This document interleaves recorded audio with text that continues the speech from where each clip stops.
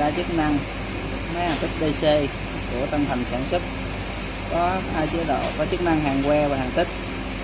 Hàng tích thì có chế độ hàng xung và rafter.